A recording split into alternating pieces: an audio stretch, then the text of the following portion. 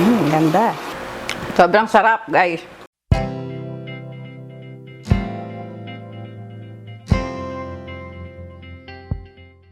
Hey guys! Welcome to another episode of MasterChe. Today, masarap ulit na recipe ang ating gagawin. But before that, please don't forget to like and subscribe. I-share ko po sa inyo today ay ang aking pork asado. So, meron po tayo ditong pork kasim. Ngayon, lalagyan lang natin ng salt and pepper ang ating pork.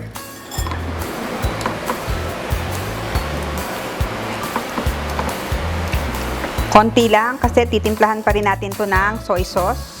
And then, lalagyan din natin ng pepper.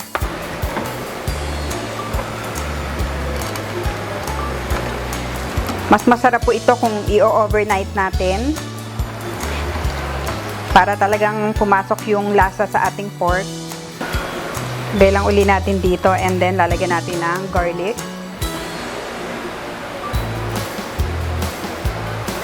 Ngayon, lalagyan na natin ng calamansi. Piga lang tayo ng calamansi. Lagyan na rin natin ng toyo para yung buto makuha pa yung asim niya. And then, ilalagay na natin sa ating pork.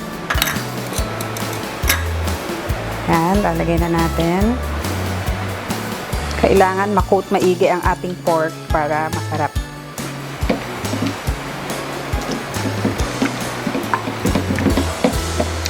Yan. Ngayon, ipa-fry na natin ang ating pork. Lalagay lang tayo ng konting oil.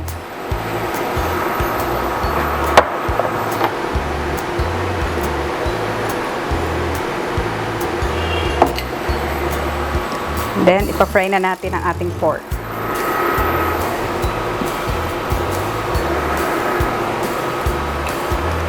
Ipapa-brown lang natin ang ating pork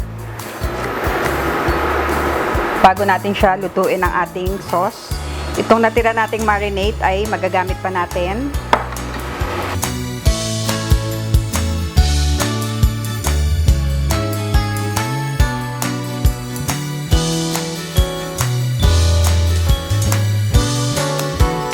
Babalik ka rin lang natin. Kailangan nating ipa-brown both sides.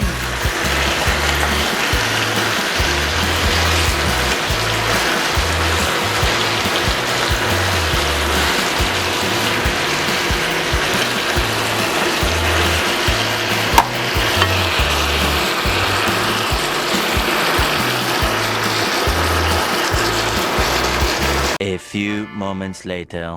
Ayan, ngayon nag-brown na ang ating pork. Ngayon gagawin na natin ang ating sauce. Set aside muna natin. Magsosote na tayo ng ating sauce.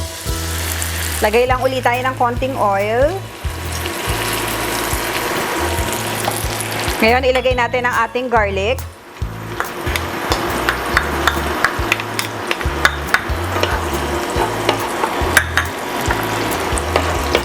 Ang ating onion. And ang ating tomatoes. Yung ating pong kumpletong ingredient and measurement, makikita nyo po sa ating description box below.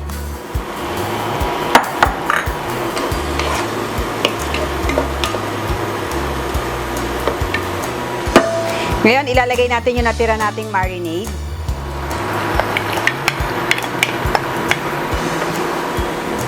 Yan.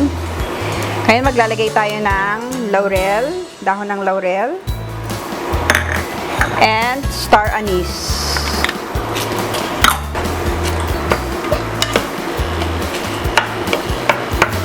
Yan, ngayon ibabalik na natin ang ating pork hanggang sa ito'y lumambot. Yan.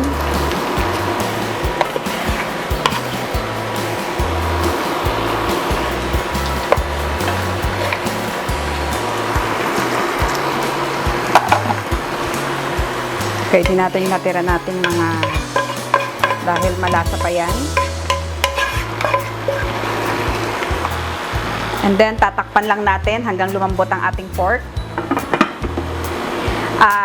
May lalabas ng liquid sa ating pork. So, pagkakulang, saka na lang natin siya dadagdagan ng broth or water. Babalikan natin siya pag malambot na. Much later. Ngayon guys, narito na ang ating pork. Ayan, napalambot na natin siya. Ayan na. Ngayon, magkakaramelize lang tayo ng sugar para ilalagay natin sa ating asado. Lalagay lang tayo ng another pan. Then, lalagay lang natin ang ating sugar.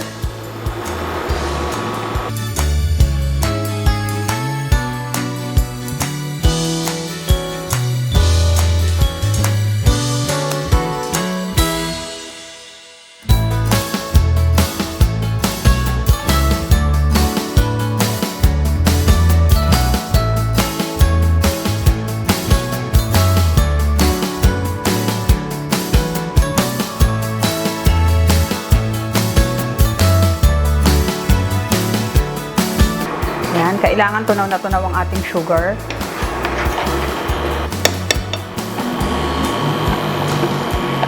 Ngayon, ilalagay na natin sa ating pork.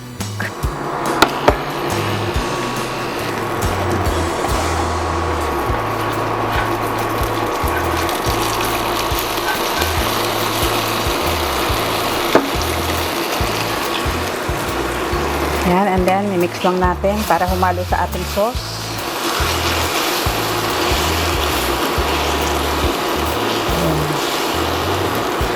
Ganda. Hintayin lang nating matunaw yung ating sugar. Then, magpi-plate na tayo. Yan, luto na ang ating asado. Ngayon, lalagyan lang natin ng sesame oil para mas sumarap ang ating pork asado.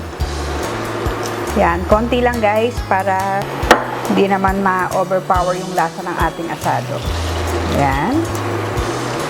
Ganyan ang hinahanap nating lapot.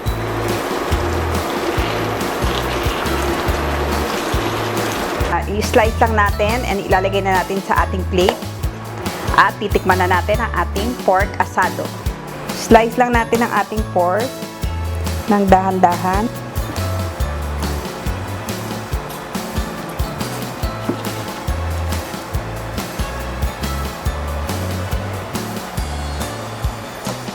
Yan.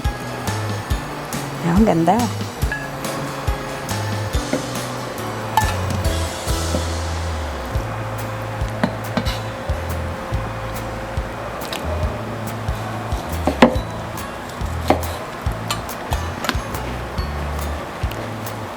Saktong-sakto lang yung kanyang lambot. Narito na po ang ating pork asado. Ngayon, titikman na natin ang ating pork asado.